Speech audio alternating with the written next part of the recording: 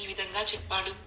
సోమవారం రోజున ఉదయమే లేచి స్నానం చేసి గృహాన్ని శుద్ధి చేసి రంగురంగుల ముగ్గులు పెట్టి ఇంటికి ఈశాన్య భాగాన పీట మీద శివదేవుని పటం ఉంచి ఆవునేతో కాని కొబ్బరి నూనెతో కాని దీపం వెలిగించి శివదేవుడికి కొబ్బరికాయ కొట్టి ధూపం వేసి మారేడు దళాలతో అభిషేకం చేసి 3 రకాల పువ్వులు పెట్టి భక్తితో పూజించి కొబ్బరి ముక్కలు తరిగి పంచదార కాని బెల్లం కాని కలిపి నైవేద్యం పెట్టి శివదేవుని వ్రతకథ చదువుకుని ఆ ప్రసాదం అందరికీ పంచిపెట్టి తాము కూడా కండ్లకద్దుకుని సేవించాలి.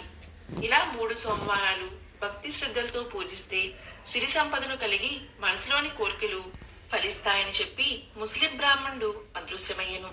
కడునిష్ఠతో వింటున్న శివయ్య బ్రాహ్మణ్ణు చూసి, ఆహా, ఈ మహానుభావుడే నా పాలిట దేవుడు. నా అవస్థను చూచి నా